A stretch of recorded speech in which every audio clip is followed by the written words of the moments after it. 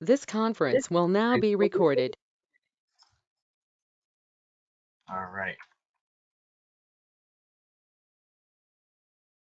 Communications and documentation. So communications is the transmission of information from one person to another, whether or not it's verbal, nonverbal. Um, Verbal communication skills are very important, enabling you to gather critical information, whether it's from a patient, other first responders, other bystanders. Um, being able to have effective communication is critical in this field. Documentation. All of your documentation is part of the patient's permanent medical record. It demonstrates that appropriate care was given, helps the patient's future care, complete patient records, guarantee proper transfer of responsibility or transfer of care, complying with the requirements of local health departments and law enforcement agencies, and fulfills your organization's administrative needs. It also can drive some funding. If any of you have seen some of the documentation, the certain drop-down boxes that is a national database. When you select one thing, it goes back to the national database and can help deliver some funding. Computer, radio, and telephone communications, they can link EMTs to other EMS, fire departments, and law enforcement. You must know what your system can and cannot do, and how to use that system effectively and efficiently.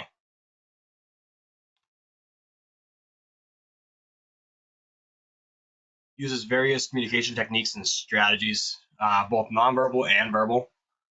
Encourage patients to express how they feel and achieve a positive relationship with each patient. The Shannon-Weaver communication model was developed to assist the mathematical theory of communications for the Bell telephone labs in the late 1940s. The model remains a valuable tool in understanding human communications. First, a sender takes a thought. It again is encoded into a message. It sends the message to the receiver.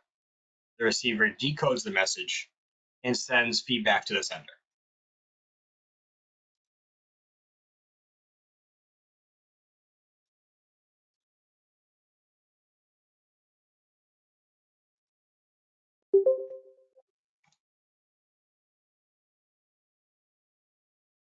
This table on the screen lists the factors and strategies to consider during communication.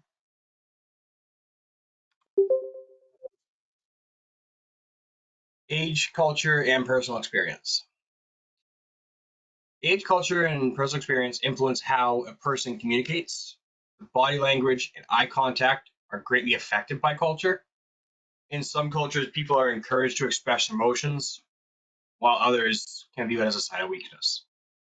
In other cultures, it's impolite to look away while speaking.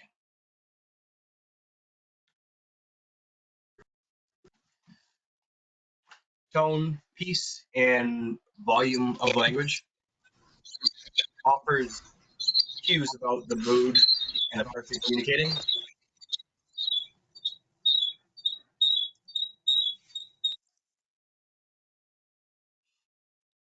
Provides insight into the perceived importance of the message.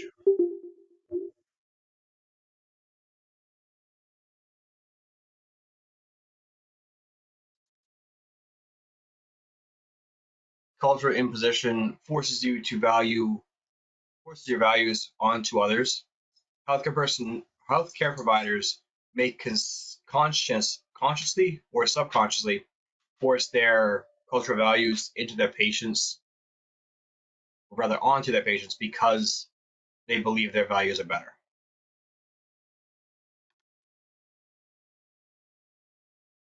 Nonverbal communication. Body language provides more information than just words alone. Even without exchanging any words, you should be able to tell the mood of your patient. Facial expression, body language, eye contact. Eye contact and the body language are powerful communication tools. Pay attention to body language, both your own and that of your patients. Physical cues will help you and your patients to truly understand the message being sent. When you're treating a patient, or a possibly hostile patient, it is important that you understand and be aware of your own body language. Stay calm and try to diffuse the situation. First, assess the safety of the scene. Do not assume an aggressive posture. Make good eye contact, but do not stare. Speak calmly, confidently, and slowly. Never threaten a patient, either verbally or physically. Physical factors. Number one, noise. Anything that dampens or obscures the true meaning of a message. Literal noise or sounds in the environment, lighting, distance, or physical obstacles that may affect your communication. Cultural norms often dictate when the amount of space or proximity between people when communicating.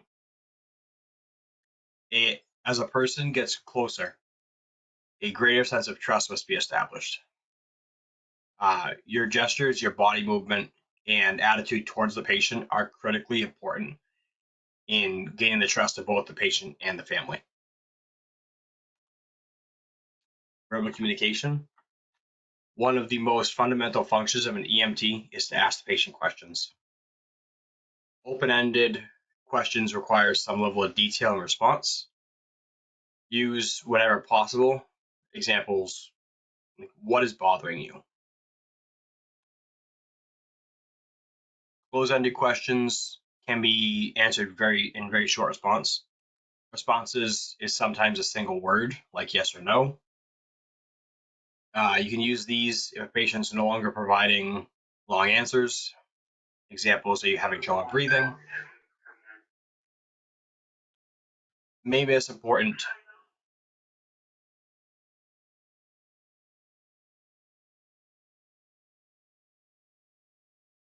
You may miss important issues if pertinent questions are not asked.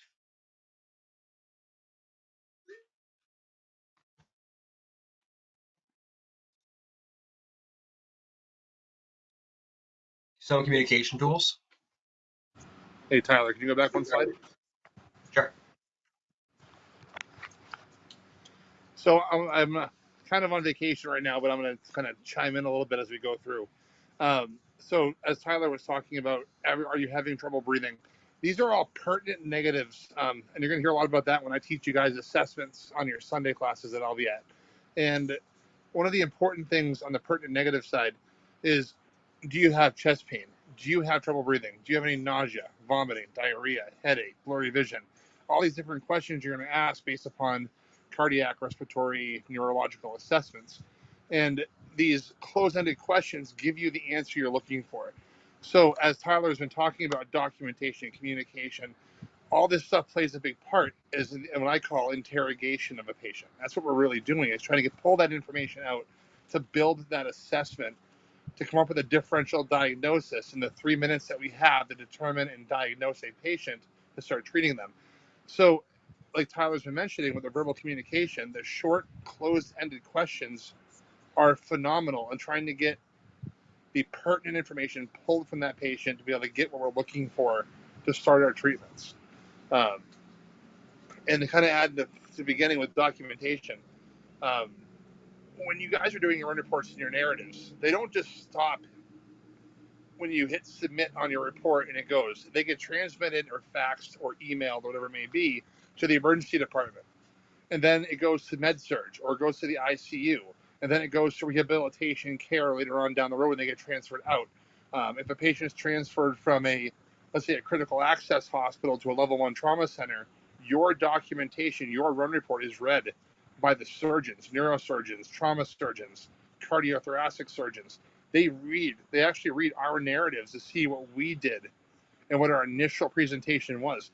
Because what you can do as an EMT to paramedic level is huge on what you guys can do in the field that actually makes a difference in patients lives. One of them is CPAP. And you guys are going to be learning about that in respiratory, but CPAP can really change the course of a patient in severe respiratory distress and preventing them from becoming intubated in the hospital. So your documentation is so important to make sure it's accurate and detailed. And the only way to become detailed in your documentation is to make sure you're detailed in your questioning on your assessment. Does that make sense, everybody? All right. Sorry, go ahead, Tyler. I'll let you keep going.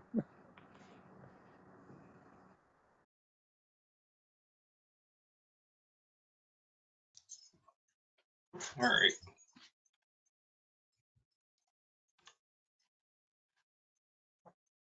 Some communication tools you can use when trying to obtain information from a patient. Facilitation. Encourage the patient to talk more or provide more information. Pause. Gives the patient space and time to think and respond. Reflection. Restating a patient's statement made to you. Confirm your understanding. Empathy. Being sensitive to the patient's feelings and thoughts. Clarification. Asking the patient to explain what he or she meant by an answer. Confrontation. Making the patient who is in denial or in a mental state of shock focus on urgent and life-critical issues. Interpretation. Restating the patient's complaint to confirm your understanding. Explanation. Providing factual information to support a conversation. In summary, to provide the patient with an overview of the conversation and the steps that you'll be taking.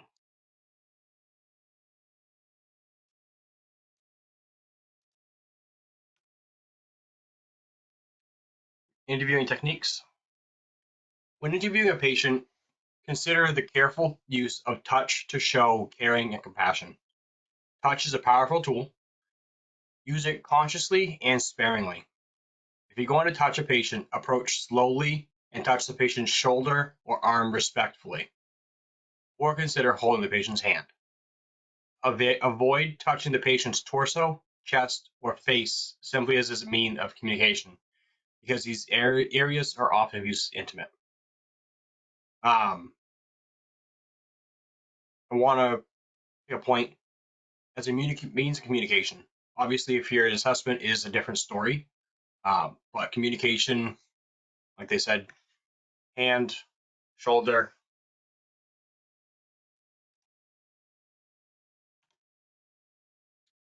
Interview techniques to avoid: providing false assurance or reassurance, giving unsolicited advice, asking leading or biased questions, talking too much, interrupting, using why questions, using authoritative language, and speaking of professional jargon. Presence of family, friends, and bystanders. They may be valuable during the patient's interview process. Be sure to allow the patient to answer if he or she is able to and wants to, even if well-meaning family members attempt to answer for the individual. Do not be afraid to ask others to step aside for a moment while you talk to the patient. You may need to decide if having the family and friends nearby will help or hinder care.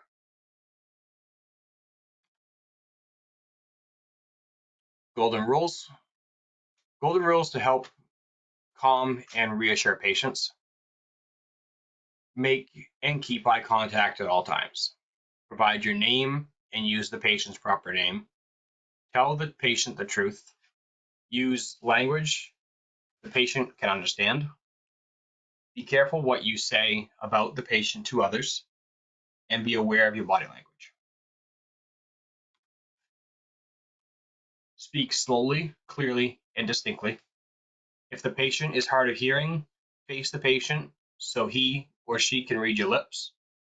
Allow the patient time to answer or respond. Act and speak in a calm, confident manner. Emotional intelligence or people skills. The ability to understand and manage your own emotions and properly respond to others' emotions. Helps diffuse conflicts, build rapport, communicate more effectively, and manage difficult situations. Attributes of emotional intelligence: self-awareness, the ability to recognize your emotions and how they affect your thoughts and behaviors. Self-regulation, the ability to control impulse emotions and behaviors to manage emotions in a positive way. Motivation, the ability to motivate yourself and others in a positive direction. Empathy, the ability to understand the concerns, emotions, and needs of others by picking up on communication and social cues and clues. Social skills, the ability to develop and maintain positive rapport and relationships through effective communication.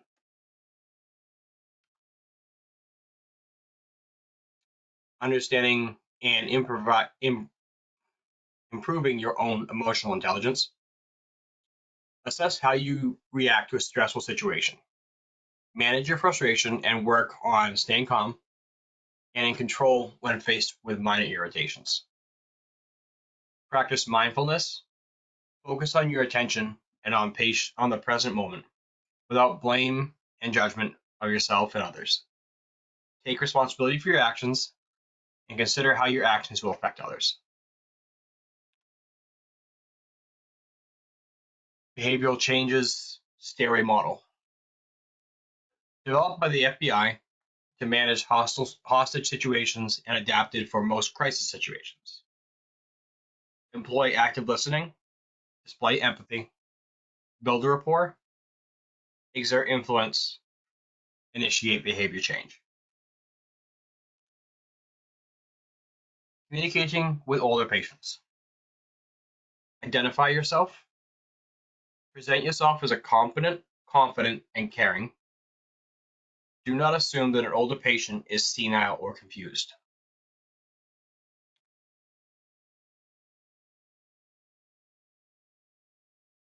You may encounter hostility, irritability, and some confusion. Do not assume this is normal behavior.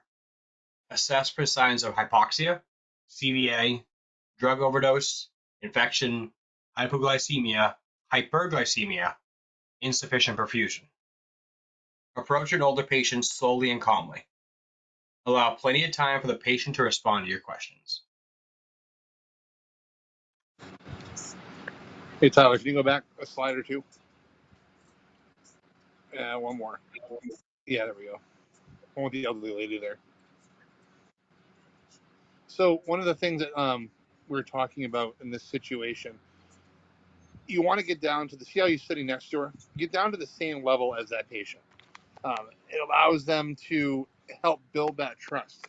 So the way I try to teach everybody is they're calling 911 at a time where they are vulnerable, where they don't know what's going on, they're injured, they're sick, they're scared, and they're trusting someone to walk through their door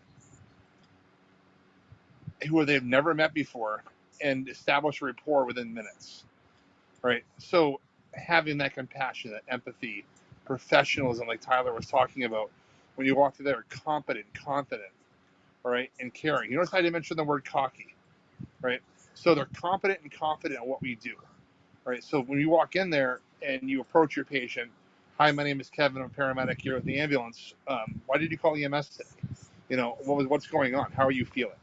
You know, let them describe to you. And that's when you start that, like I always talk about the interrogation process. That's part of our assessment as we initially walk through that door and they see us and they say, these people look professional.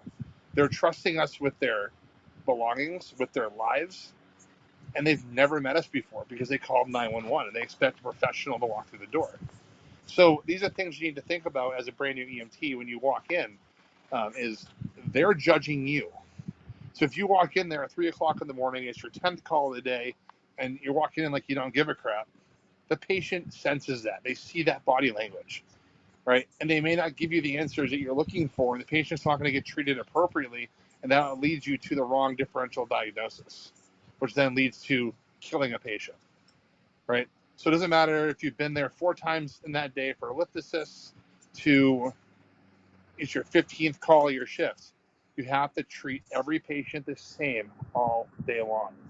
And that goes into the EMS bias. And that's something that's really big where I work currently, where there's presentations and there's a lot of things going on now where we become biased when we get into the field. Or that lift assist that we go to 4 times a day. Well, that 4th time, they may have fractured their hip. But because you went in there saying, oh, this is nothing, this is just a frequent flyer, we lift them up, put them back in bed, and 2 hours later, they're dead because they bled out into their pelvis. Right, so like Tyler's been talking about, this is all true stuff, and I've been in this field for 24 years now, and I can tell you, this stuff happens. And I've seen it in a lot of other providers, and I've counseled other providers because of this. So what I'm looking from you guys is to make sure that you're truly being professional every single time you walk through that door. All right. Sorry, Tyler. There you go. All right. Here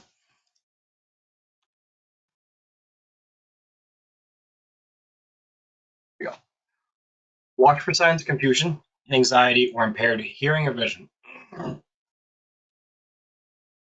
want to take a step back on that for, especially with the elderly, hearing and vision can be a problem. Like they said, I know currently in New Hampshire, we're required to wear masks on all calls. Whether or not it's a COVID patient or not, we're required to wear masks. Don't be afraid to take the mask down for a second to let them see your lips. So a lot of patients over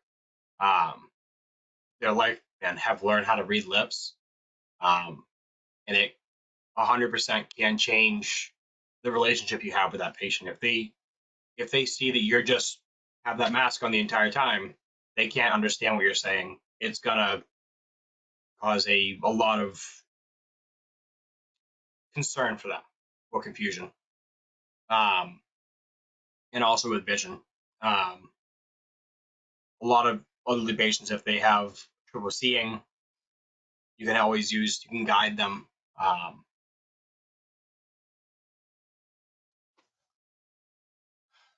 The patient should also feel confident that you are in charge, and that everything possible is being done for him or her, and you have to be patient.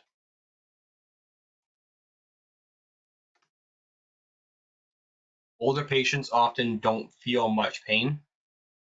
They may not be fully aware of important changes in their body system. You must be especially vigilant for objective changes.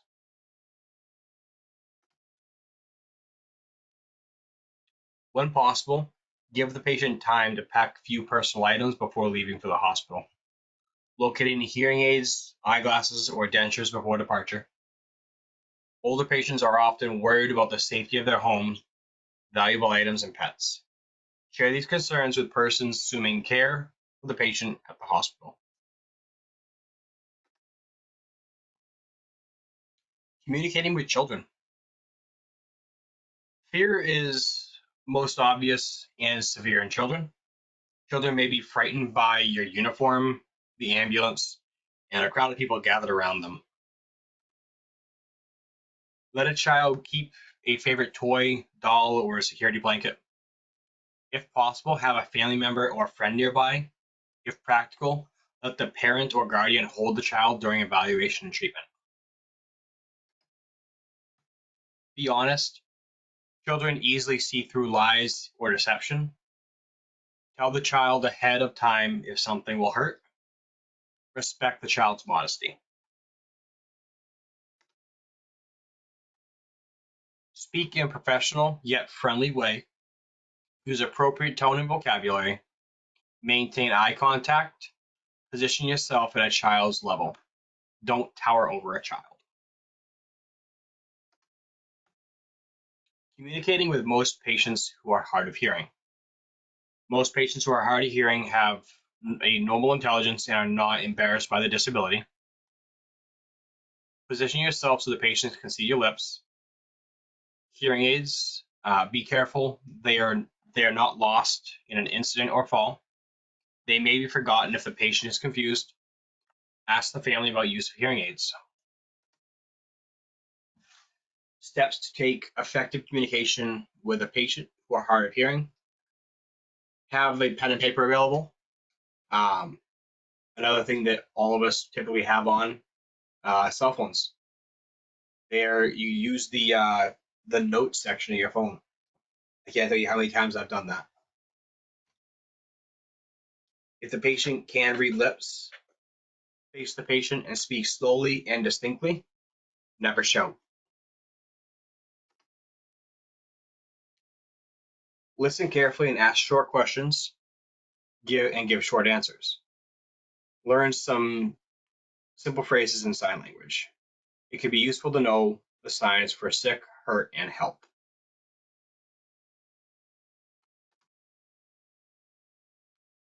Communicating with the visually impaired patients. Ask the patient if he or she can see at all. Visually impaired patients are not necessarily completely blind. Many can perceive light and dark or see shadows or movements. Expect the patient to have a normal intelligence. Explain everything that you are doing as you are doing it. Stay in physical contact with the patient as you begin your care.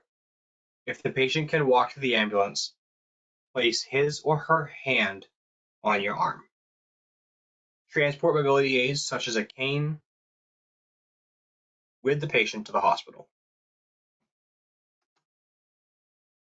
Guide dogs. Easily identified by their special harness. If possible, transport the dog with the patient. Excuse me. This alleviates stress for both the patient and the dog. Guide dogs are not trained to leave their masters.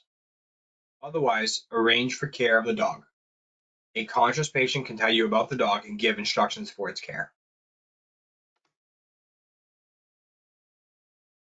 Communicating with non-English speaking patients. You must obtain a medical history even though the patient does not speak English.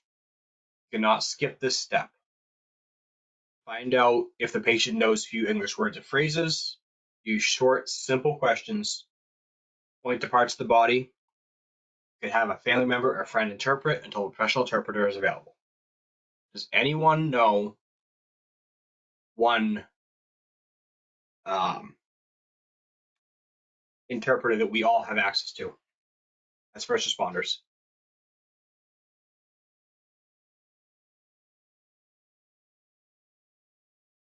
Cyrus? Probably on our phones, there's a translating app. So that does work, but I will say this: use it very cautiously, and I guess consciously. Google Translate or your phone, although it sometimes can get the meaning across, if it doesn't translate properly, it can be offensive. I've had that happen a few times where it doesn't fully translate 100%. But I will say the number one resource that everyone as a first responder has, 911. You can call 911 back and say, hello, my name is XYZ. I'm with this ambulance service. I need a translator for this. And they will get you the most unheard of dialect of a random language. And they will get you someone who speaks that language. And that will give you a 100% chance of being able to effectively and confidently communicate with your patient. I personally have not ever had to use that yet, but I have been told that it does work phenomenally, especially in New Hampshire. I'm assuming that works in Maine too. JT or Kevin, if you're there, feel free to correct me if I'm wrong.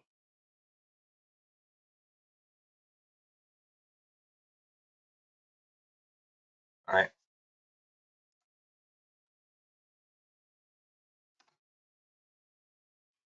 Consider using some common phrases in other languages that are used in your area. Pocket cards that show the pronunciation of terms are available. Use a smartphone app or website to help you translate. Remember to request a translator at the hospital. Mission critical communications. Mission critical communications are any communication where disruption will result in the failure of a task at hand. Shared mental model. A mental model of the picture individuals have in their head of what is going on. For any reason to work effectively together, all members must share a mental model. To build a mental model, the following questions must be answered. What is the focused priority for the patient? What is the crux of the problem? What is the history of prior care, or what got us to this point? What is the patient's current state, or where are we now? What is the patient's immediate needs, or what is the very next thing that needs to happen? Answering the 4 questions quickly and efficiently will help avoid errors and misunderstandings.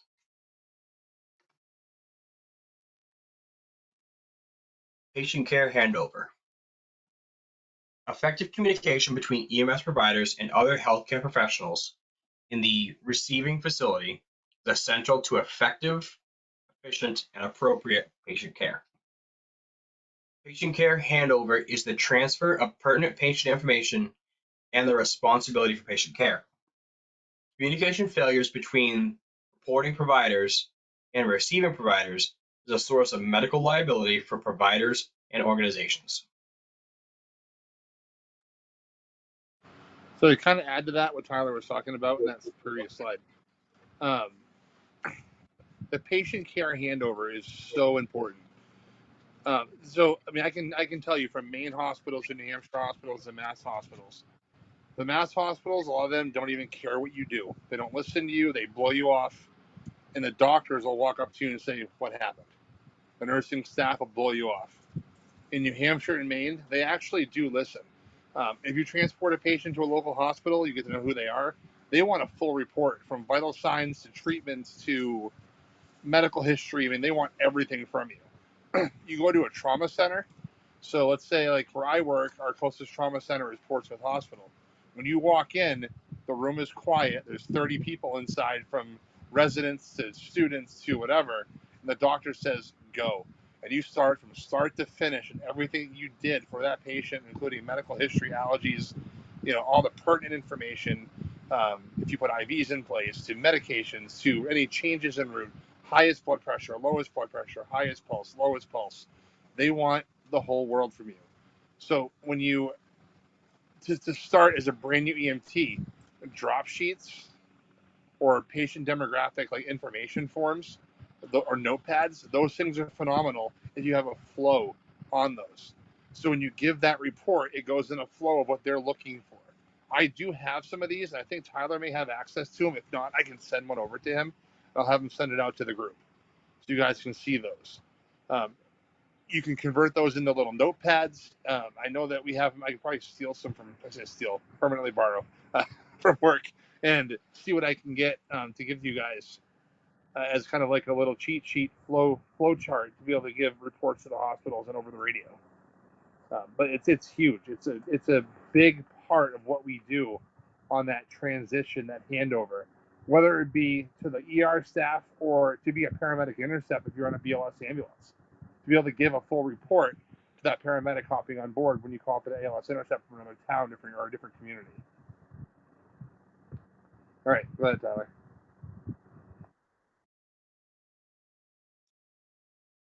All right. Come on. There we go. Giving a handover report. Initiate eye contact. Make eye contact with a person whom the patient is being transferred. Manage the environment. Whenever possible, try to minimize noise, interruptions, and distractions. Ensure the ABCs. If there's a priority critical care that must be initiated or continued, it must be immediately conveyed and addressed by the receiving clinician or team. Provide a structured report. Acronym SBAR, situation, background, assessment, and recap/treatment. SBAT, situation, background, assessment, and treatment. Provide documentation. The verbal report should consist of the patient's priority conditions, prior care, current state, and immediate needs. So the SBAR report is not just an EMS thing. When I worked in the emergency department for quite a few years, I did that. We gave SBAR reports to med surg and ICU. Anytime a patient went upstairs to the floor, we admitted, had to have an SBAR report given to them. So just so you guys understand, it's not just something that we do in EMS. The nursing staff, when you give a report to them, if you follow the SBAR structured report, they know exactly what that is. Just kind of a helpful tidbit of information.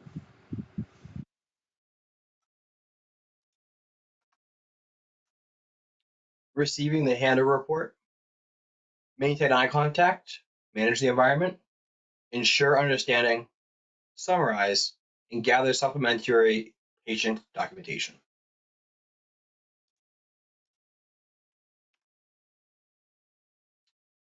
Written communication and documentation. A patient care report, or PCR. The PCR is known as the pre-hospital care report. This is a legal document used to record all aspects of the patient care your patient received from initial dispatch to the hospital. There are two types of PCRs, written and electronic.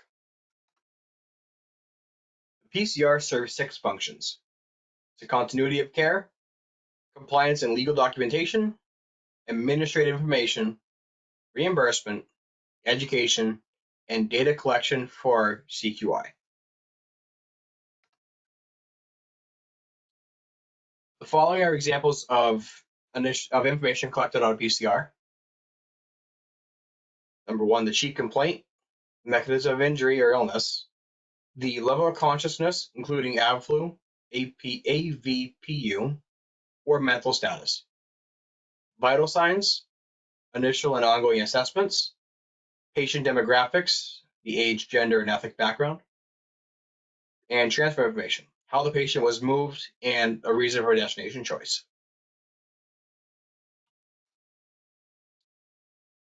A lot of administrative information for billing, for use in billing, research, and quality improvement can be gathered from a PCR.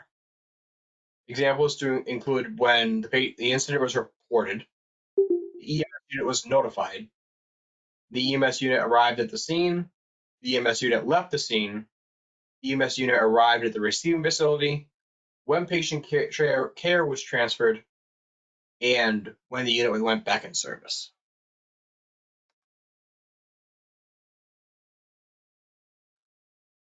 Types of forms. Most PCRs are completed in an electronic format referred to as an ePCR. Virtually all are designed to comply with NEMSIS data collection requirements. ePCR allow the patient information to be transmitted directly to the hospital computers and may integrate with the patient's electronic medical record. The narrative section of the PCR may be the most important.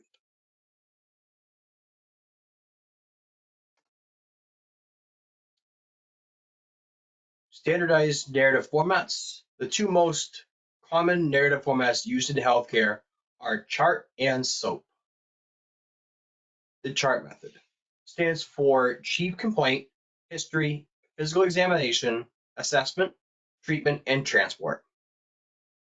Begin with the dispatch information.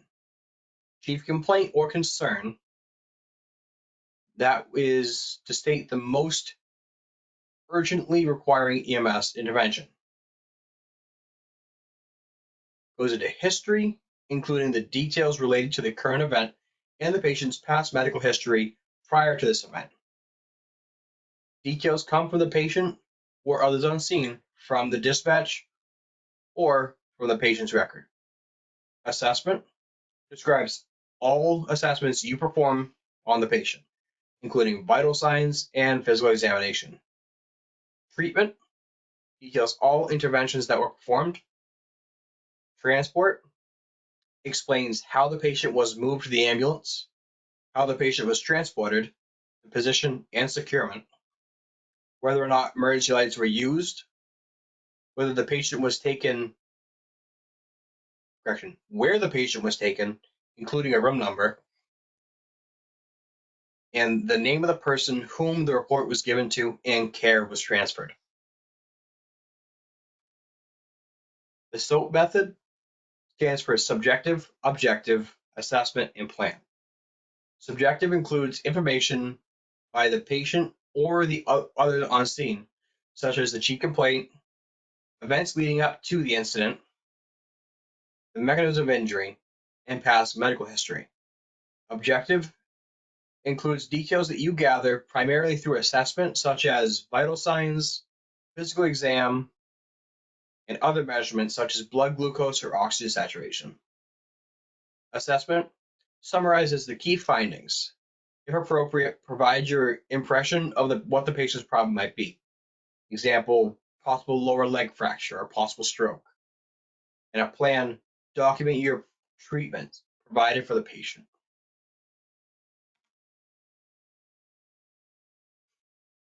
Regardless of the method used, the PCR narrative section should include time of events, assessment findings, emergency medical care provided, changes in the patient after treatment, observations at the scene, final patient disposition, refusal of care, staff person who continued care. In written documentation, avoid radio codes and abbreviations. All PCRs are confidential documents. Once complete, distribute copies to the appropriate location.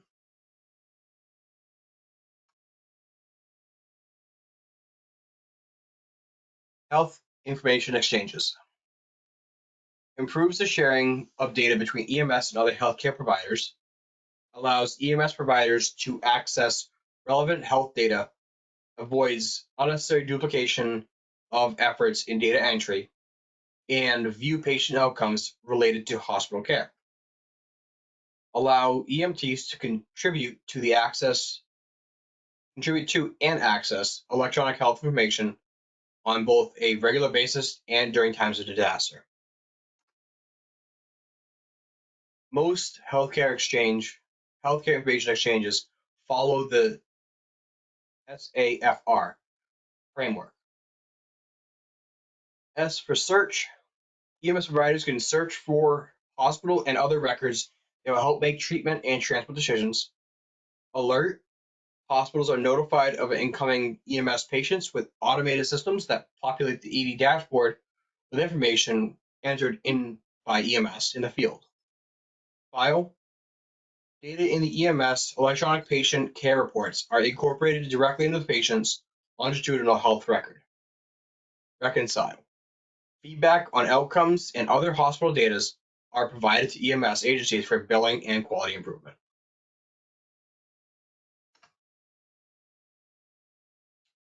Reporting errors. If you leave something out or record it incorrectly, do not cover it up. Falsification may result in poor patient care, may result in suspension and or legal action. If you discover an error as you are writing your report, draw a single horizontal line through the error, initial it, and write the corrected information next to it. Do not try to erase or cover the error with correction fluid. If an error is discovered after you submit your report, follow the same process.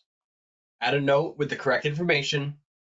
If information was accidentally omitted, begin the new section with the word addendum and add the new information. Then add the date and your initials.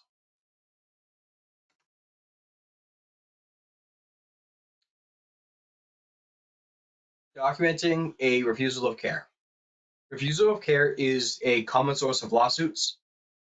Thorough documentation is crucial. Document any assessment findings and emergency medical care given. Have a patient sign a refusal of care form. Have a family member, police officer, or bystander also sign the refusal of care form as a witness.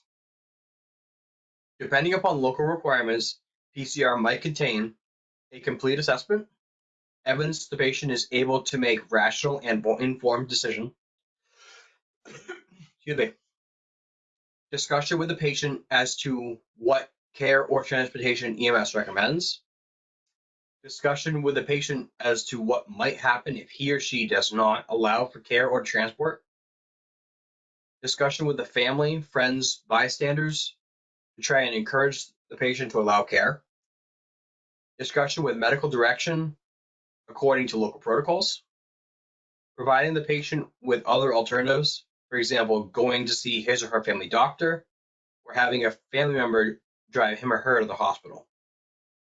Willingness for EMS return and signatures. And you complete a PCR. So to kind of reiterate what Tyler was saying on this, and because of my position at work where I work and being in charge of all the clinical stuff, I review a ton of run reports. And one of the biggest things I'm noticing, one of the things I have noticed in these people in patient care reports is EMS initiated refusal. Right? If the patient calls and wants to go to the hospital, unless it falls under the COVID protocol, we do not try to talk a patient out of going to the hospital. If they want to go, we transport them. And that's where that common source of lawsuits comes into play, because we're seeing more and more of people not wanting to transport patients. And that's not what we're here for. We're here to transport. I'm not speaking as an administrator because, oh, yeah, we get billing, all this. I don't care about billing. What I care about is making sure the patient gets where they want to go within reason, right? So the COVID protocols that are out for New Hampshire operations now is we can do an EMS initiated refusal if the patient has COVID symptoms but no respiratory compromise or cardiac compromise, things like that. We try to convince them to stay home. Other than that, if the patient wants to be transported, we should be transporting them. And if not, and they refuse to go, we talk about against medical advice refusal. So that'd be what they call the AMA refusal. And like Tyler had mentioned, the common source of lawsuits, he's not wrong. People are becoming more and more apt to be sued because we initiate a refusal and give a diagnosis to that patient. Well, I think you have this, so follow up with your primary care. You do not need to go to the hospital. And then 3 hours later, they die. That's a lawsuit waiting to happen. So don't put yourself in a situation.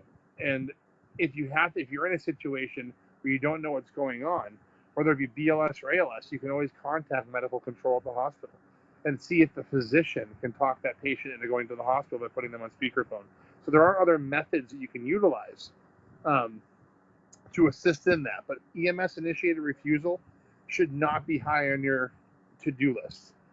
Really should be very low. We don't want to initiate any kind of refusal from our end. If the patient doesn't want to go and you've tried to convince them to go, that's an against medical advice refusal. All right. Any questions on that at all? You guys good? All right.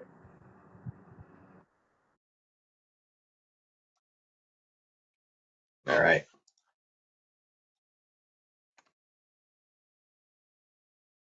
Special reporting situations.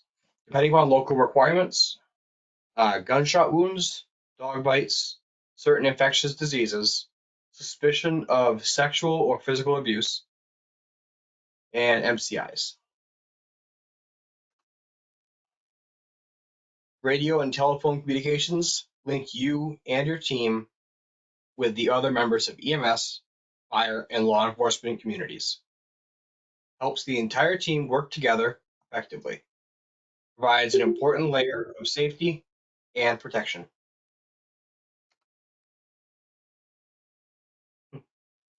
Base radio stations. A base radio station is hardware containing a transmitter and receiver that is located in a fixed place. Two-way radios consist of a transmitter and a receiver. May also be equipped with one multi-channel and several single-channel receivers. A channel is an assigned frequency or frequencies used to carry voice and or data communications. A dedicated line, also known as a hotline, is used for specific point-to-point contact. Mobile and portable radios. A mobile radio is installed in a vehicle. Mobile radios are used in the ambulance to communicate with the dispatcher and or medical control. And ambulances also often have more than one mobile radio. Portable radios are a handheld device. Portable radios are essential at the scene of an MCI. And when away from the ambulance, a portable radio is helpful to communicate with dispatch, other EMS units, and or medical control. A repeater is a special base radio station. It receives messages and signals on one frequency and automatically retransmits them on a second frequency. Allows two mobiles or portable units that cannot reach each other directly to communicate using greater powers and other antennas. This figure on this slide illustrates how a repeater system works.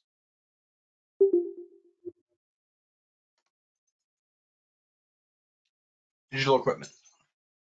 Telemetry allows electronic signals to be converted into coded audible signals. A signal can be transmitted by radio or telephone to receivers with a decoder at the hospital. Data from cardiac monitors can be transmitted via Bluetooth-enabled mobile devices to monitoring centers. Digital signals are also used in some kinds of paging and tone alerting systems.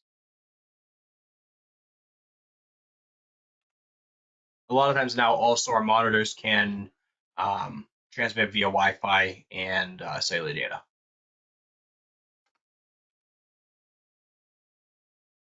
Cellular and satellite telephones.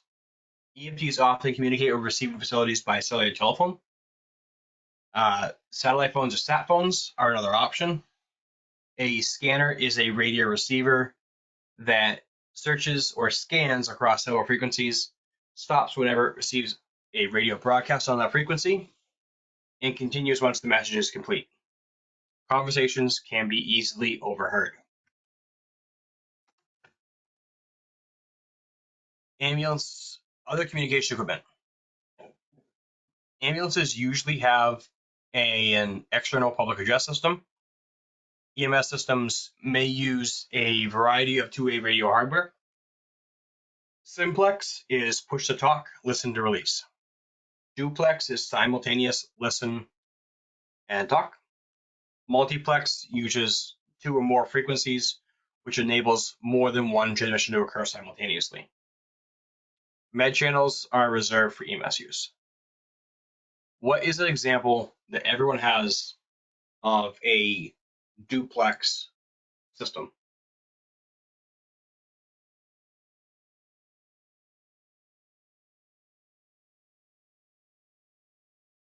I know you guys all have them. Perfect. Right? In very, very basic terms, a cell phone is a duplex system. You can listen, you can talk at the exact same time. A walkie-talkie or a regular radio is a simplex system. Trunking systems. Trunking or 800 megahertz systems assigned many frequencies, allowing the computer to constantly monitor for an open frequency. An interoperable communication system allows for all agencies involved to share valuable information with one another in real time. MDTs or mobile data terminals inside ambulances. They can receive data directly from the ambulance dispatch center and allow for expanded communication capabilities. Example is maps. Radio communications. The FCC, or Federal Communications Commission, regulates all radio transmissions within the United States. The FCC has 5 principal EMS-related responsibilities. They allocate specific radio frequencies for use by EMS providers. They license base radio stations and assign appropriate radio call signs for those stations. They establish licensing standards and operate specific operating specifications for radio equipment used by EMS providers. They establish limitations for transmitter power output. They monitor radio operations. The FCC's Rules and Regulations, Sections Part 90, Subpart B, deals with EMS communication issues.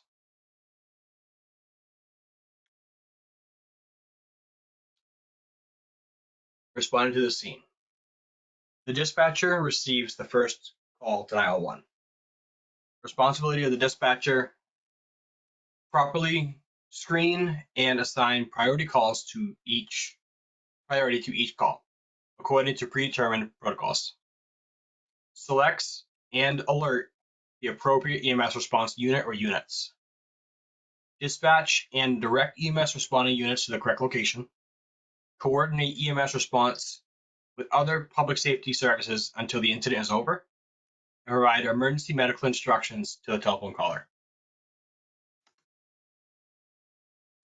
The dispatcher assigns the appropriate EMS response unit based on several criteria: the nature and severity of the problem, anticipated response time to the scene, level of training of available EMS response units, the need for additional support. The dispatcher should give the responding units the following information: the nature and severity of the injury, illness, or incident, the exact location of the incident, the number of patients, the response by other public safety agencies, and special directions or advisories, like adverse road conditions, traffic conditions, or severe weather, and the times that units are dispatched. EMTs may report any problem that took place during a run to the dispatcher. EMTs inform the dispatcher upon arrival to the scene. Arrival reports should include any obvious details observed during scene size-up. Radio communication must be brief and easily understood. Speaking in plain English, do not use code words or 10 codes. Report only important information. Communicating with medical control and hospitals. The principal reason for radio communication to facilitate communications between you and medical control and the hospital.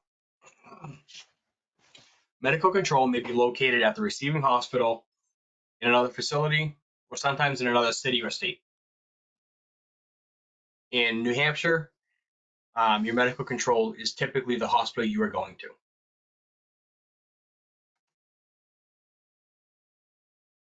Consult with medical control on serves several purposes. Notifies the hospital of an incoming patient. Provides an opportunity to request advice or receive orders from medical control. Advises the hospital of special situations. Plan and organize your radio communication before you transmit. A lot of times now we are calling med control over the phone. It gives it a lot more of a confidential manner of communicating with the doctor. All right, let's take a 10-minute break here. I will see you guys back at 7:10 or 7:11 rather. This conference will now be recorded. All right, giving the patient report. The report commonly includes the following 10 items: your unit identification and level of service. So, example, you're gonna use what your unit number is. So, unit 10 coming in at the BLS, AEMT, paramedic level. Any special alert indicating the patient's condition. So, if your patient is having a stroke, you call a stroke alert. Your patient is suspected to have sepsis and following your protocol meets the sepsis alert criteria, you would go and have a sepsis alert. If they're having a heart attack and your monitor says STEMI, you're going to call a STEMI alert. If your patient is involved in a large trauma, you're going to call a trauma alert. And these are all defined in your protocols. The receiving hospital and your estimated time of arrival, the patient's age and gender, and the patient's chief complaint or your perception of what the problem and its severity is.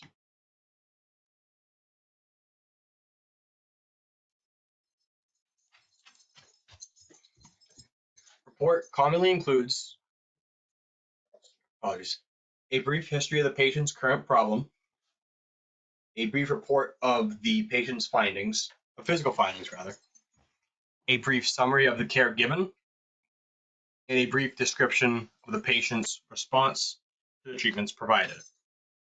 Determine whether the receiving facility has any additional questions or orders. So for example, like a radio report that I would give. So for example, if I was with Effingham, I'd go into Huggins Hospital. I would call Huggins Hospital, let them know that I'm coming in at the AEMT level in Effingham 2A1. I'm coming into your facility with an approximate 10-minute ETA, which is typically what you would give a hospital for a heads up when you're coming in. Unless you have something serious coming in, you might want to give them a heads up. So, for example, if I'm coming in with a stroke, certain hospitals have certain expectations for you to take, for you to give them. So, for example, strokes, you want to have the patient pre-registered. So you call them ahead of time, give them the name, date of birth, they've registered the patient for you. But I'm coming into your facility, approximately 10-minute ETA, with a 65-year-old male, chief complaint of chest pain for approximately 3 hours. Monitor is saying STEMI is saying normal sinus rhythm. I give them their vitals. So heart rate of 100, blood pressure of 120/80, SpO2 of 100%, and a respiration rate of 16 per minute. I've given the patient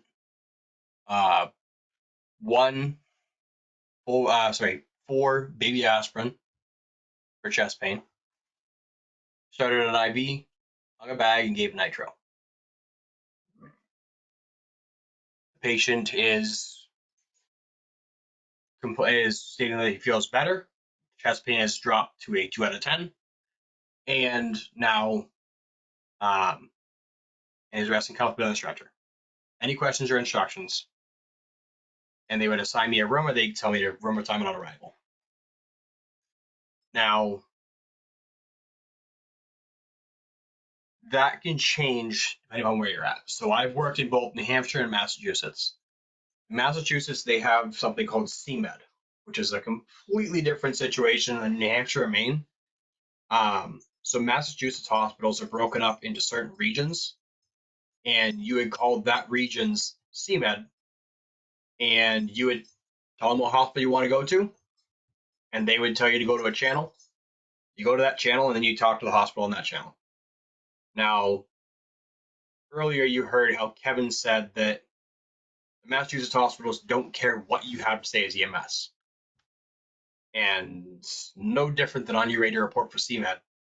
They want to know how far out you are, what you have, and pretty much it. You might be able to give them a little bit more information, but they don't really care. They don't want vital signs. They don't want really anything other than how far away you are, what you have, and when you're coming, and who you are.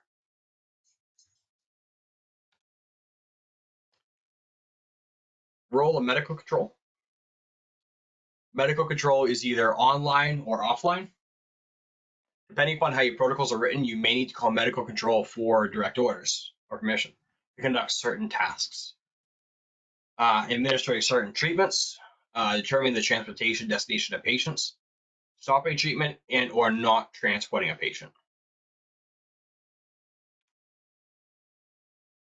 In most areas, medical control is provided by the physicians working at the receiving hospitals. In many variations, have developed across the country. In some areas, medical directions may come from a freestanding center or from an individual physician.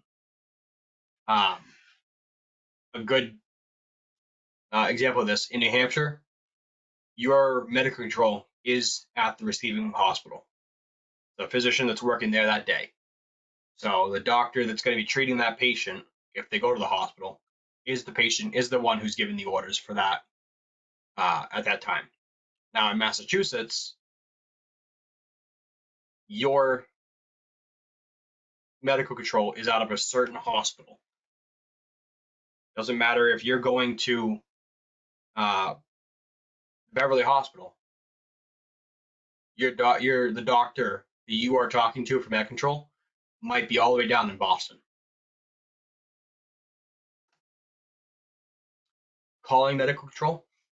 There are a number of ways to control access on an ambulance to hospital channel. The dispatcher monitors and assigns appropriate clear medical control channels and centralizes medical dispatch in our resource coordination centers. I personally have not had medical control over the radio. I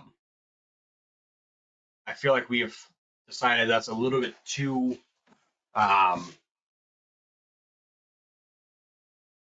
unsecure. So radio channels can be listened into. Sure, if you work on a fire department, I'm sure everyone knows that you can listen in on a scanner, on a phone app, or anything like that. Most of the times nowadays, we are going via cell phone to call med control. And a lot of times, there's a specific phone number to the hospital that gets you directly to med control. Your report to med control must be precise and contain only important information. Never use codes when communicating with med control unless you're directed to by a local protocol. Once you receive an order from med control, repeat the order back word for word and then receive confirmation. Do not blindly follow an order that does not make sense to you. Information regarding special situations. You may initiate communication with a hospital to advise them of an extraordinary call or situation. A small rural hospital may be better able to respond to multiple patients from a highway crash if notified when the ambulance is first responding. An entire hospital system must be notified of any disaster.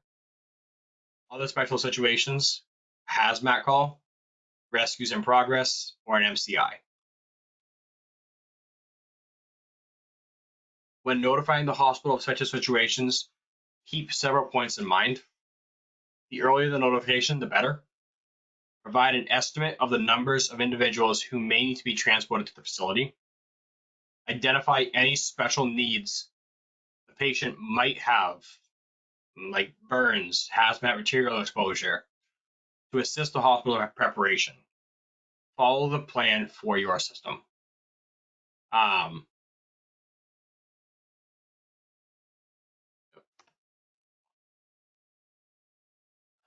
Maintenance of radio equipment. Like other EMS equipment, radio equipment must be serviced. At the beginning of every shift, check the radio equipment. Radio equipment may fail during a run. The backup plan must be followed. Standing orders, written documentation signed by the EMS systems medical director outlining specific directions, permissions, and sometimes prohibitions regarding patient care. When properly followed, they have the same authority and legal status as an order given over the radio. All right. The review. When healthcare providers force the cultural values onto the patient because they believe their values are better, they are displaying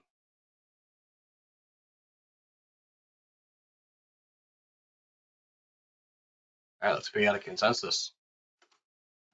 Good. D. Forcing your own cultural values onto others because you believe that your values are better is referred to as cultural imposition. When communicating with an older patient, you should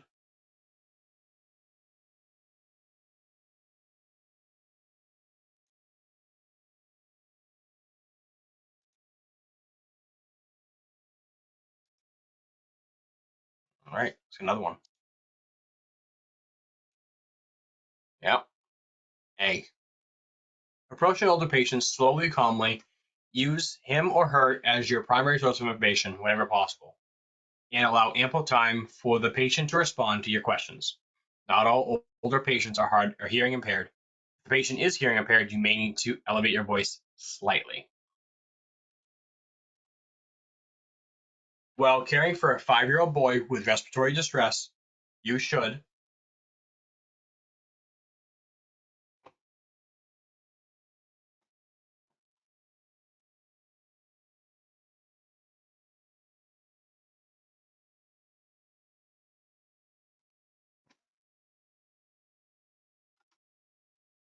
right? When caring for a child, take special care to avoid upsetting them. Allow the parent to hold the child, or allowing the child to play with a favorite toy often helps to keep the child calm. Never lie to a child, or any other patient for that matter. A child can see through lies and deceptions. Assure the child that you can be trusted and are there to help by maintaining eye contact. Right.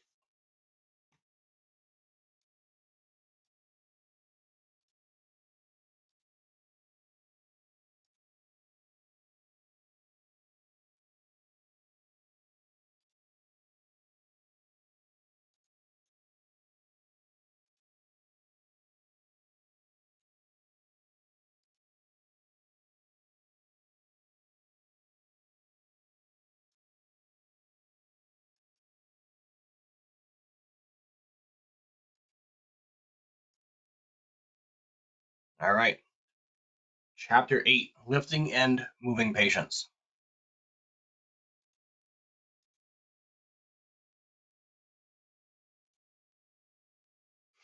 In the course of a call, you will have to move patients several times to provide emergency medical care and transport. At a minimum, you have to lift and carry a patient to the stretcher, move the stretcher to the ambulance, and load the stretcher into the patient compartment. To move the patients without injury to the patient, yourself, or your team, you need to learn how to lift and carry a patient properly. Knowledge of the proper body mechanics and a power grip is important.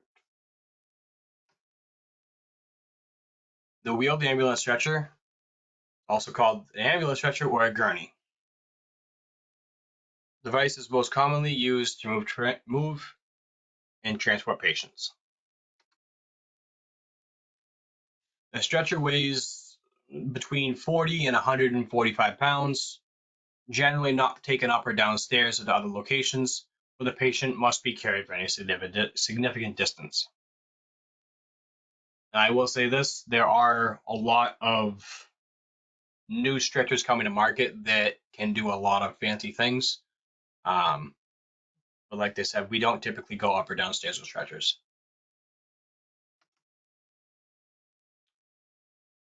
Moving patients by rolling using a stretcher or other wheeled device, preferred when the situation allows, and help prevent injuries from carrying. Before going on a call, familiarize yourself with the specific features of the stretcher your ambulance carries. General features of a stretcher: specific head end and foot end, strong rectangular tubed metal frame to which all the parts are attached. Retractable guardrails are attached to the central portion of the main frame to prevent the patient from rolling off the stretcher. The undercarriage frame allows the litter to be adjusted to any height and locked into place. The stretcher remains locked at its height when the controls are not active. Hinges at the center allow for the head end to be elevated, the patient's back to be positioned at any desired angle. The undercarriage is designed so that the litter can be adjusted to any height. The mattress is fluid resistant so that it does not absorb potentially infectious material and allows for easy cleaning and disinfecting. Patient is secured with straps, and the straps are protected the patient from further injury. Backboards. Long flat boards made of rigid rectangular material, used to carry and immobilize supine patients with suspected hip, pelvis, spinal, and lower extremity injuries or other multiple traumas.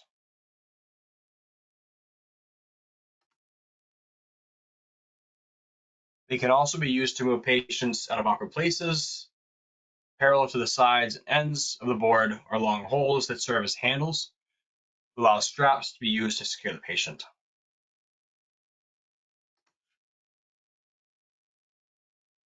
Moving and positioning the patient. When you move the patient, take care that the injury does not occur to you, your team, or the patient. Patients lifting and moving are technical skills that require repeated training and practice.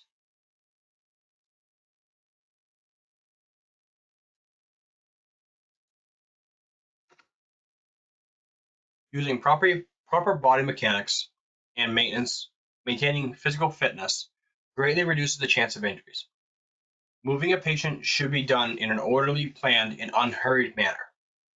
You must master the skills necessary for the use of all equipment and understanding the advantages and limitations of each device before you use it in the field. Body mechanics anatomy review. When standing upright, the vertebrae are stacked on top of each other and aligned over the sacrum. The sacrum is both the mechanical weight-bearing base of the spinal column and the fused central posterior section of the pelvic girdle. Body mechanics, the relationship between the body's anatomy structure and the physical forces associated with lifting and moving and carrying. Very little strain occurs when the spinal column remains in alignment.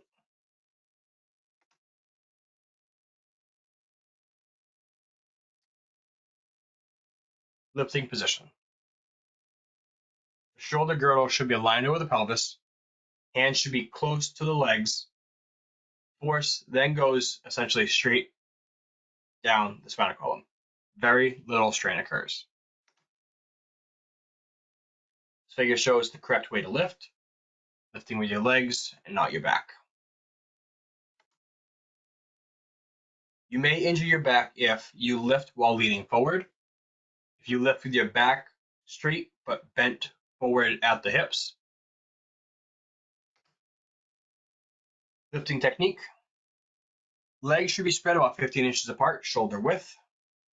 Place feet so that your center of gravity is properly balanced.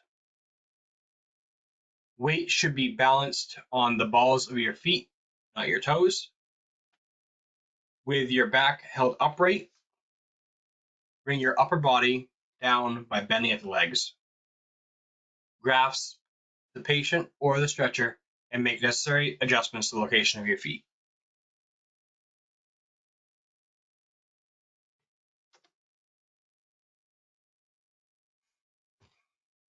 Lift the patient by raising your upper body and arms and straightening your legs until you're in a standing position. Then curling your arms up to waist height. Lifting by extending the properly placed flexed legs, the safest, most powerful way to lift. This is called a power lift. Do not lift a patient or heavy objects with your arms outstretched. Avoid placing lateral force across the spine and sideways leverage against the lower back. Keep your arms the same direct distance apart as when hanging your arms at each side of your body.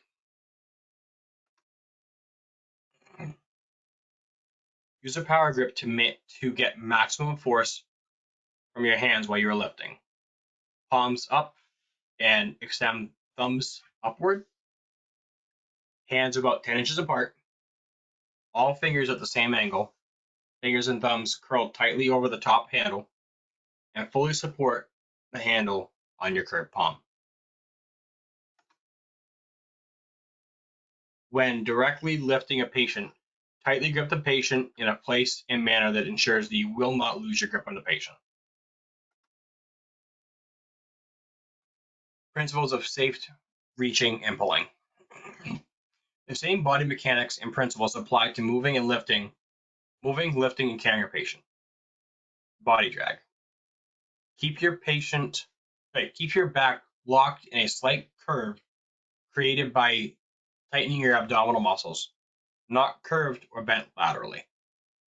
Kneel and extend your arms no more than 15 to 20 inches in front of you. When you can pull no farther because your hands have reached the front of your torso, stop and move back another 15 to 20 inches. Alternate between pulling the patient by slowly flexing your arms and repositioning yourself.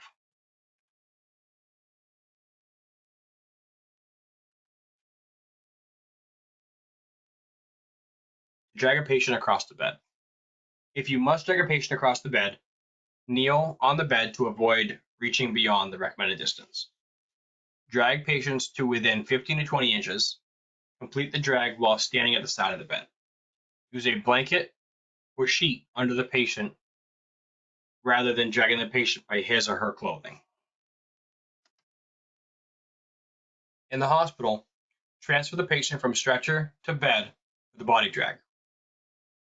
The stretcher should be at the same height or slightly higher than the bed. You and your partner should kneel on the bed and drag in increments. This is also referred to as a sheet drag or sheet draw. A lot of times you'll have 4 or 5 individuals, typically you, your partner, and a couple nurses to assist you with transferring the patient. Especially if you have a C-spine injury, one person will be at the head holding C-spine. That person at the head is in command at that point.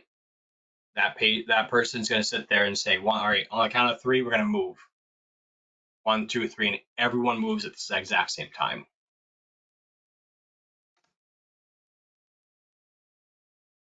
This is log rolling a patient.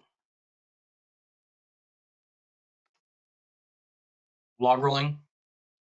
Kneel as close to the patient's side as possible. When you lean forward, keep your back straight and lean solely from the hips. Roll the patient without stopping until the patient is resting on his or her side, braced against your thighs. Pulling towards you allows your legs to prevent the patient from rolling over completely and from rolling beyond the intended distance. Whenever possible, use a device that can be rolled to move a patient. When a wheeled device is not available, make sure that you understand and follow proper guidelines for carrying a patient on a stretcher. Estimate a patient's weight before lifting. Adults often weigh between 120 and 220 pounds. 2 EMTs should be able to safely lift this weight. Use 4 providers to lift when possible. Do not attempt to lift a patient that weighs more than 250 pounds with fewer than 4 providers. Knowing the weight limitations of the equipment and how to handle patients who exceed the weight limitations. Special bariatric techniques, equipment, and resources are generally required to move patients weighing more than 350 pounds. Does anyone know around their area if they have any special bariatric equipment?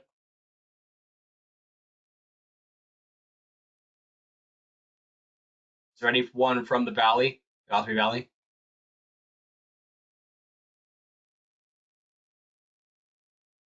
So up here we have Conway Fire. They have a bariatric stretcher. They also have a winch and ramps that are in their ambulance that allow us to, instead of having to lift the patient, a stretcher will get dragged up via the winch up the ramps into the back of the ambulance, allowing us to get a bariatric patient into the ambulance.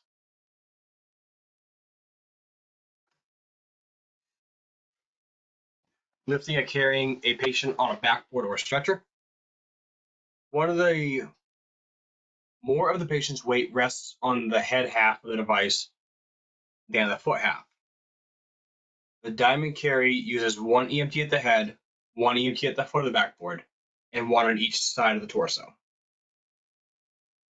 The one-handed carry includes 4 or more rescuers, each using one hand to support the backboard so they are able to face forward as they are walking.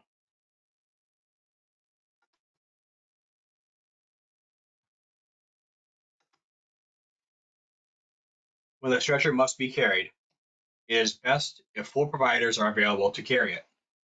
One provider should be positioned at each corner of the stretcher to provide an even lift.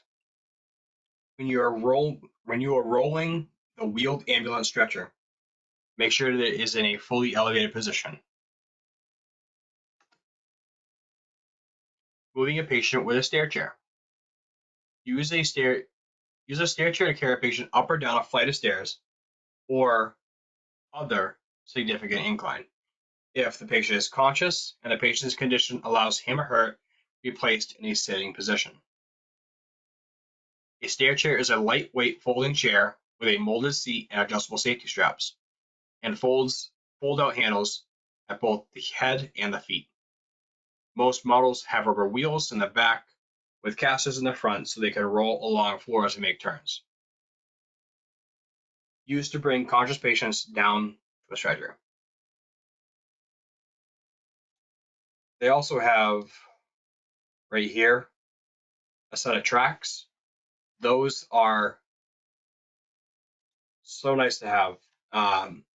It allows you, instead of having to carry the patient up and down a set of stairs, you can just roll them down the stairs. It's a little bumpy, but it does work really well. Moving a patient on stairs with a stretcher. A backboard should be used for the patients who is unresponsive, must be moved in a supine position, or must be immobilized. Carry the patient on the backboard down the stairs to a prepared stretcher. Place the strongest EMT at the head and the foot ends of the board. The taller person should go at the foot end. Once you reach the stretcher, place both the backboard and the patient on the stretcher and secure both to the stretcher with additional straps. To carry a patient on stairs,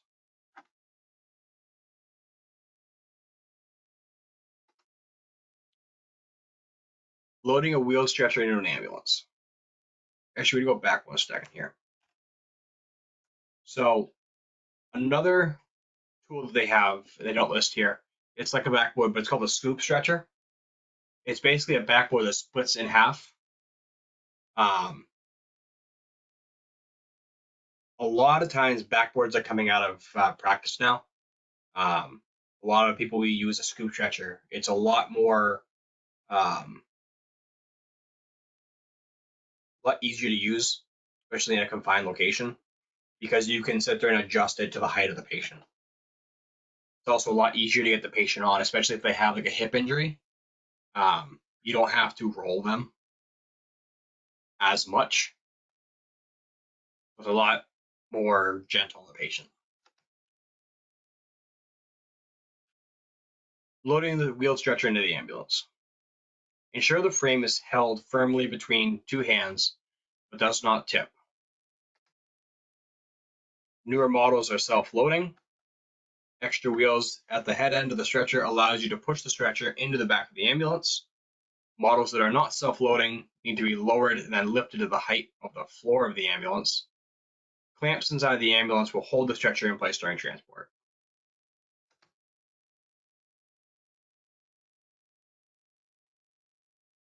Team actions must be coordinated. A team leader indicates where each team member should be and rapidly describes the sequence of steps performed before lifting. Preparatory commands and countdowns are used. Examples are all ready to stop, get the team's attention, and the team leader says stop in a louder voice. Countdowns are also used. Carefully plan ahead and select the methods that will involve the least amount of carrying and lifting. Consider whether there's an option that will cause less strain. Emergency moves. Emergency moves are used when there is a potential for danger before assessment and care can be provided. Use such moves when you cannot properly assess the patient or provide immediate care because of the patient's location and position. Use techniques to help aggravation of the patient's spinal injury, if present. A clothes drag, pull on the patient's clothing at the neck and shoulder area. The blanket drag, place the patient on a blanket, coat, or other item that can be pulled. Arm drag, rotate the patient's arms so they are extended straight on the ground beyond his or her head. Grasp at the wrists and drag the patient. Arm to arm drag, place your patients under the patient's shoulders through the armpits, and while grasping your opposite wrist, drag the patient backwards.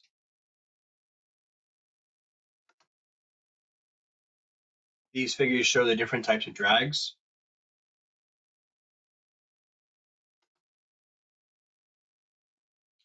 Removing an unconscious patient from a vehicle alone. Move the patient's legs clear of the pedals. Rotate the patient so that his or her back is towards the open car door. Place your arms under the patient's shoulders through the patient's armpits and support the patient's head against your body. If the legs and feet clear the car, rapidly drag the patient from the seat to a safe location. You can show how to remove an unconscious patient from the vehicle.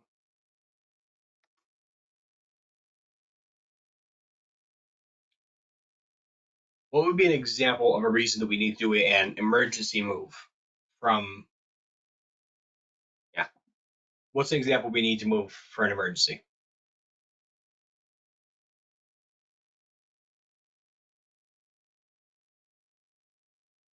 Okay.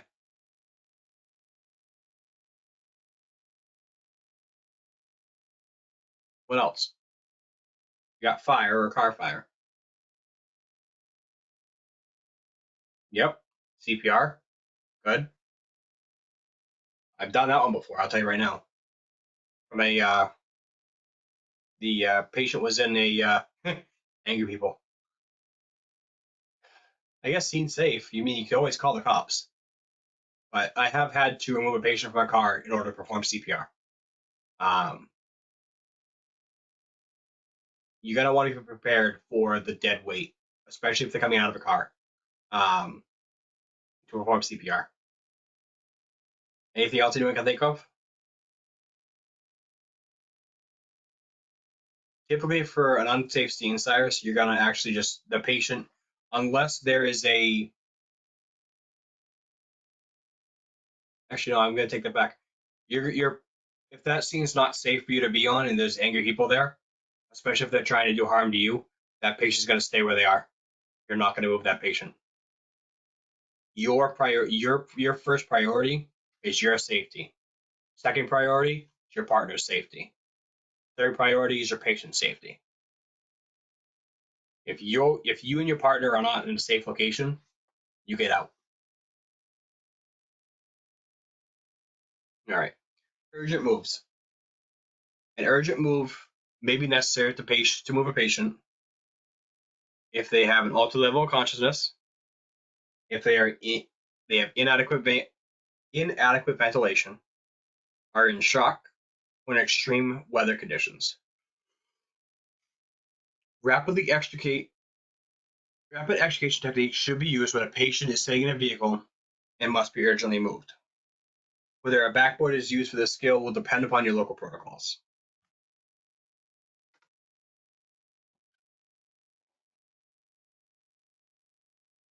This technique should only be used if urgency exists, if the vehicle or scene is unsafe, explosion or other hazards are on scene, there's a fire or danger of fire, if the patient cannot be properly assessed prior to removal from the vehicle, if the patient needs immediate intervention that requires a supine position, if the patient has life-threatening condition that requires immediate transport, or if the patient blocks your access to another seriously injured patient. Using the rapid extrication technique a patient can be moved from sitting in a vehicle to a supine backboard in 1 minute or less. Because of its rapid nature, the technique increases the risk of damage the patient has a spinal injury. Look at all available options before using this technique. Once the patient has been moved onto the backboard, move the patient away from the hazards to begin life-saving treatment. Non-urgent moves. Used when both the scene and the patient are stable. Carefully plan how to move the patient.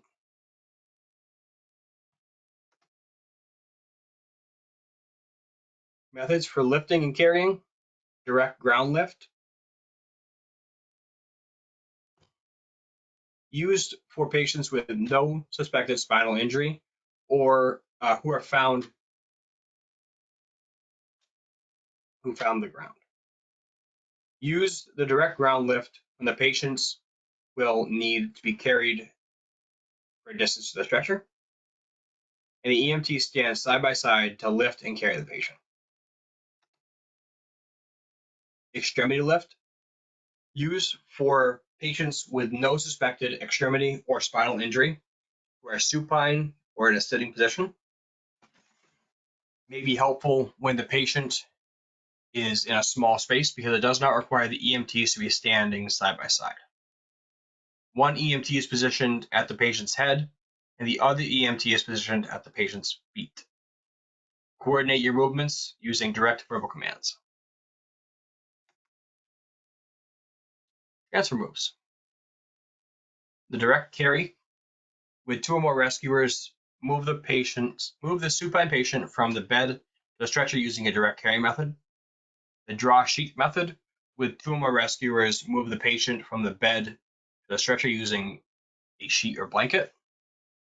Using a scoop stretcher, insert the halves of the scoop stretcher under each side of the patient. Fasten the sides together. Other carries the log roll or side to move the patient to the backboard. Secure the patient and lift and carry the backboard to the nearby prepared stretcher.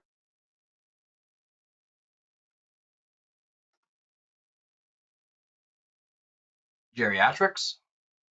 Most patients transported by EMS are geriatric patients. There are skeletal changes.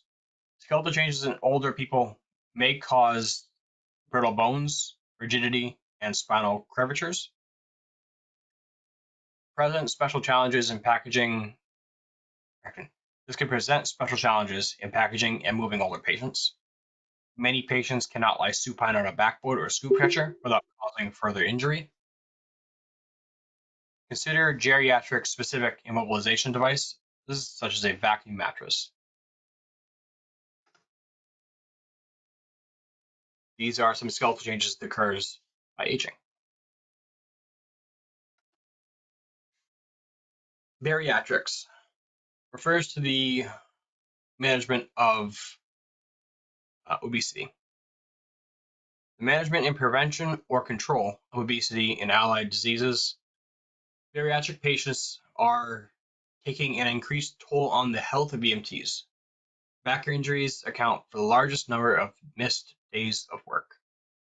Hey, right now, I've had 3 back injuries and I've been in EMS for just over 4 years.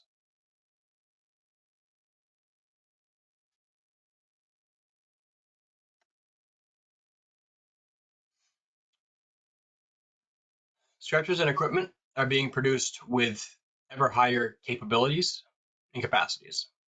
Increased capacity does not address the danger of use of the equipment. Mechanical ambulance lists are used in Europe but are uncommon in the United States.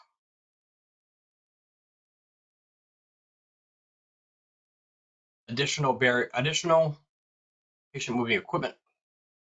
Bariatric stretchers have specialized wheeled stretchers for overweight and obese patients. They have a wider patient surface area and wider wheelbase, allowing for increased stability. The most important feature is the increased weight lifting capacity.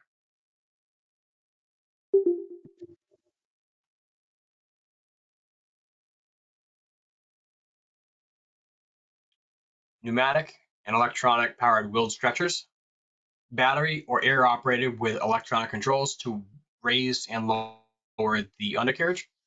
The device limits the risk of injury to patients and to providers. Portable folding stretchers.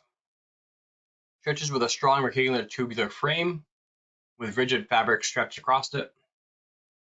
Used in areas that are difficult to reach and weigh much less than wheel stretchers. I think another break here. This conference will now be recorded. All right. And another patient moving device is a flexible stretcher. These stretchers can be rolled across the stretcher's width or length, so the stretcher becomes a small tubular package. Conforms around the patient's sides and does not extend beyond them. When extended, useful when removing a patient from or through confined spaces.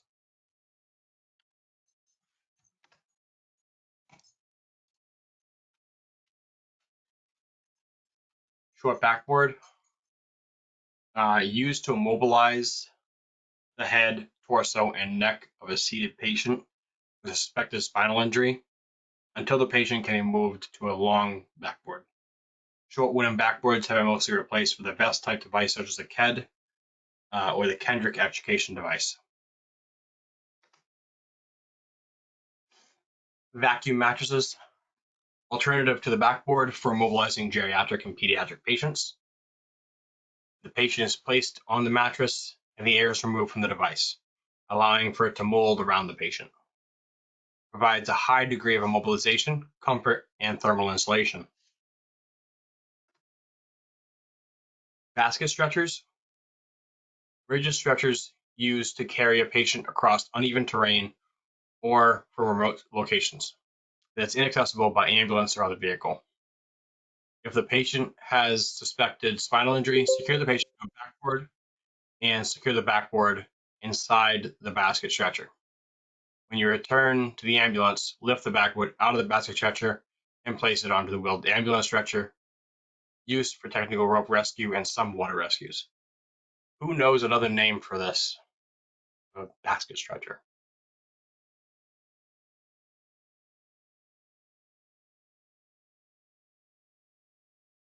Yep, Stokes.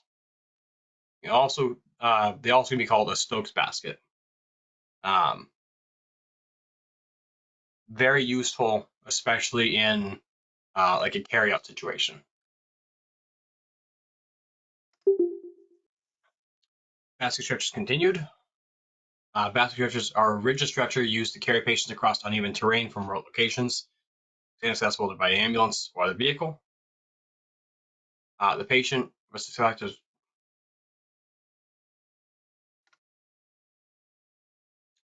Scoop stretchers, designed to be split into 2 or 4 pieces.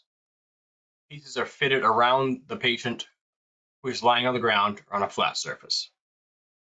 The parts are then reconnected and the patient is lifted and put onto a backboard. Both sides of the patient must be accessible to use a scoop stretcher. You must fully immobilize and secure the patient onto the scoop stretcher. A neonatal isolette. A neonatal patient cannot be transported on a wheeled ambulance stretcher. Keeps the neonatal patient warm with moistened air in a clean environment. Protects from noise, drafts, infection, and excess handling. The isolette can be placed directly onto a wheeled ambulance stretcher and secured with seatbelts. Freestanding and secured into the back of an ambulance in place of where the stretcher would be. A lot of times, these isolettes are specifically designed to go on a specific ambulance stretcher. They're not usually going to be secured with a regular cot with seatbelts. Decontamination. It is essential that you decontaminate equipment after use for your own safety, for the safety of the crew using the equipment after you, the safety of your patients, and to prevent the spread of disease. Know and follow your local standard operating procedures for disinfecting equipment. Proper position. A patient must be properly positioned based on the chief complaint.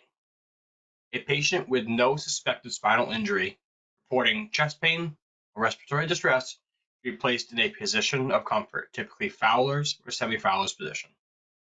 A patient who's are in shock should be packaged and placed in a supine position. Patients in late-stage pregnancy should be positioned and transported on the left side if they are uncomfortable or hypotensive when supine. An unresponsive patient with no suspected spinal injury, hip or pelvic injury should be placed in the recovery position. A patient who is nauseated or vomiting should be transported in a position of comfort.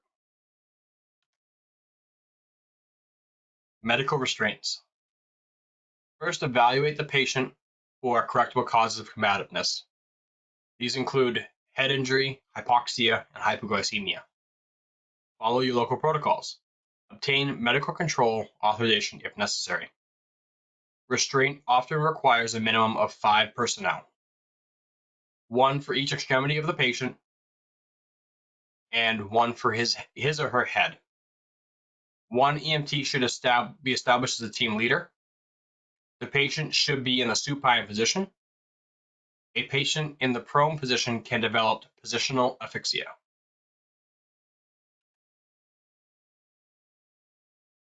Each extremity should have a restraint applied to it. The patient should be restrained on a backboard with one arm above his or her head and the other arm by his side. Assess the patient's ABCs, mental status, pistol circulation after each restraint is applied, and document all information. Does anyone know what we don't do for restraints?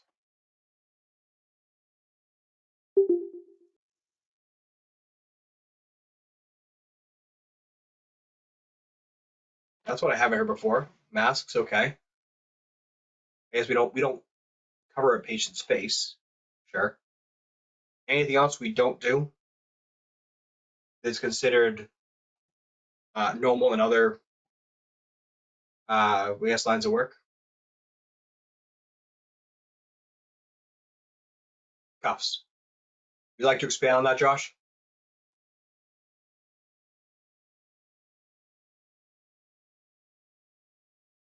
Yep, handcuffs, right. So, and this is not only is it a good practice to not do this, but it's also protocol in most states that I've worked in, at least, and especially New Hampshire, Massachusetts. I've worked in both. Handcuffs are not allowed to be positioned on the patient behind them. You cannot have the patient handcuffed, the hands restrained behind them on the stretcher. They do not say anything that you cannot have the patient handcuffed. They do, however, say in the protocol that if you are to have the patient handcuffed, that you have to have a means of getting them out of the handcuffs if necessary. Whether that means you have the police officer ride with you, behind you or whatever, but you have to have a means to immediately get that handcuff off that patient. If you have a good relationship with your local police or law enforcement agency, a lot of times they have no problems riding with you, following behind you. The other thing is they do make commercially available soft restraints. If you've never used them before, the very last time you ever want to have to learn how to use them is when you actually need to use them. Be familiar with your equipment, like know how to put them on. And that means you have to take them out of the packaging, put them on yourself. Do it. You need to know how to put those on if you absolutely have to. Another useful way of doing it is using a triangle bandage or a cravat. Really easy to use those to restrain hands and feet. And we'll go over all this on one of the um, in-person days too.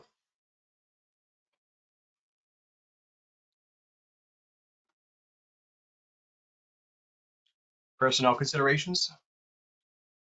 Ask yourself these 3 questions before moving a patient. Am I physically strong enough to lift or move this patient? Is there adequate room to get the proper stance to lift the patient? And do I need additional personnel for lifting? An injured EMT cannot help anyone.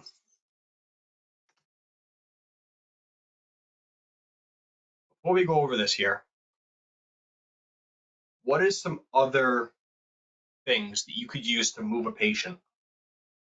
And I'm talking think outside the box. I know that some of you work on fire departments. Some of you are just brand new to EMS getting in there.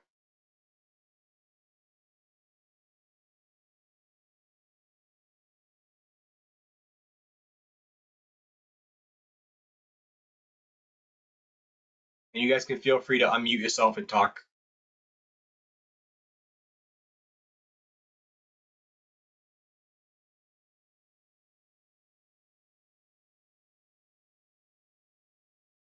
Webbing, sure. Webbing would work in certain situations. What would happen if you had a 300-pound male patient with a broken hip on the 3rd floor of a house? What's a way you can get him out of there? No, go ahead, Cyrus. This is probably gonna sound dumb, but I was thinking maybe a mattress if it's small. So, not dumb, actually. I will say this. We have at Action, we have this thing called a hover jack. And that is actually that is one thing I actually didn't think of. You can actually use that to go downstairs. It lifts up about 4 feet, and you can use that to go downstairs. It inflates all over there, and it's very slippery on the bottom. You belt your patient in just like you would a Stokes basket. But I like outside the box. That was good. Another thing that we did, by we I mean Action in general. So West Ossipee Fire has a tower truck, and they had a patient with some sort of injury, and it was a rather large patient. They put him in a Stokes basket, took him out on the 3rd-story deck, picked him up with a ladder truck, brought him down, put him right on the stretcher. A lot of times, getting someone out of a house might involve some outside the box thinking. Know what you have in your area for resources, because sometimes you might have to make something up on the spot. And the providers who were on that call really thought outside the box on that one. Another one, what if you're in the middle of the woods? What can you use to get someone out of the woods without having to carry someone 5 miles? ATV? Sure. What if it's a bunch of snow on the ground like it is now? Tires don't typically work very well.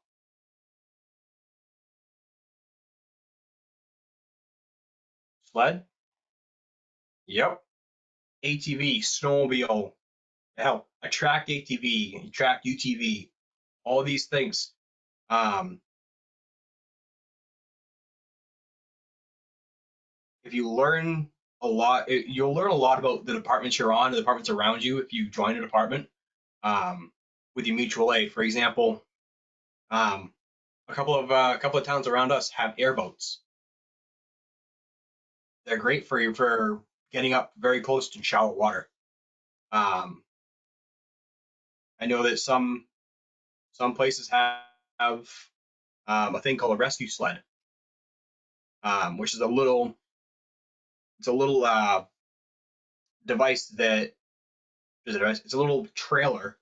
It has enough room for you to put a patient inside of and actually work on the patient in a semi climate controlled environment.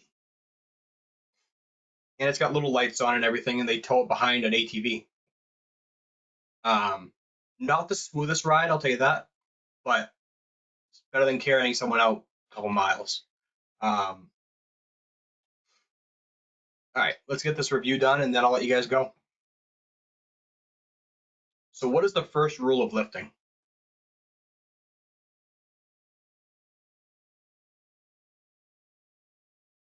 All right, consensus seems like it's going to be B. We're all right.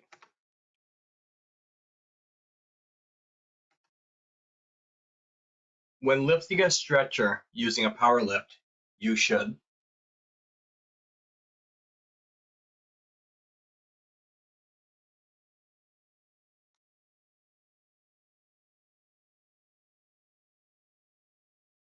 oh, we're a little bit indecisive on this one. It's either A or C. So bend at the hips, knees, back, and arms. Or place your hands palms up on the litter.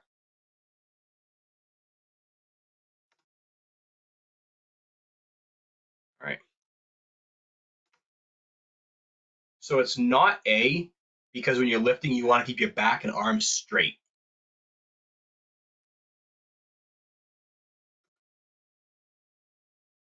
It is impractical to apply a vest-type extrication device on a critically injured patient to remove him or her from a wrecked vehicle because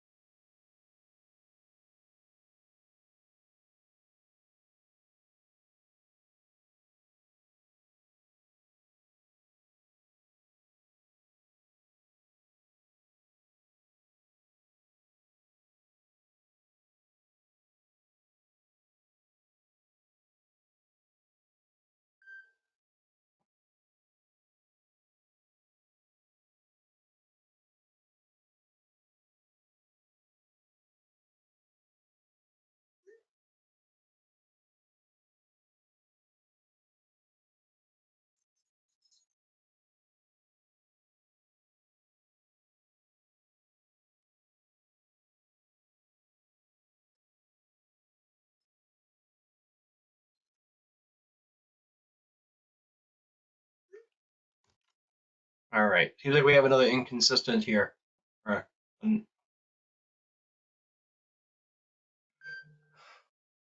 So the key word on this one is a critically injured patient.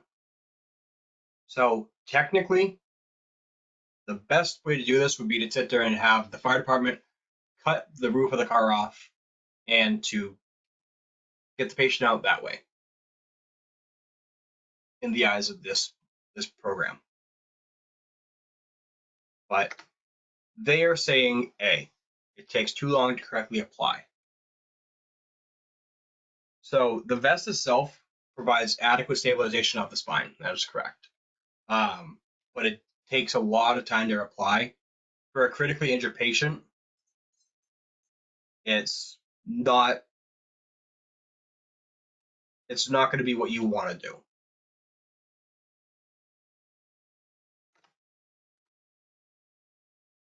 Proper guidelines for correctly reaching include the following, except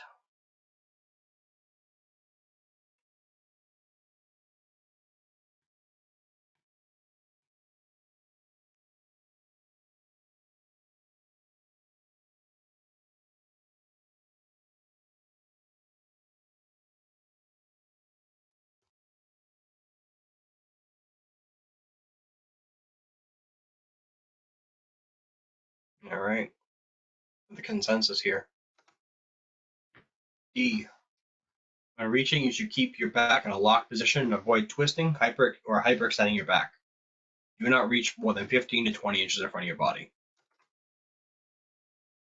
And last but not least, an injured hand glider is trapped at the top of a large mountain. You must evacuate to the ground. The terrain is very rough and uneven. Which of the following devices would be the safest and most appropriate to use?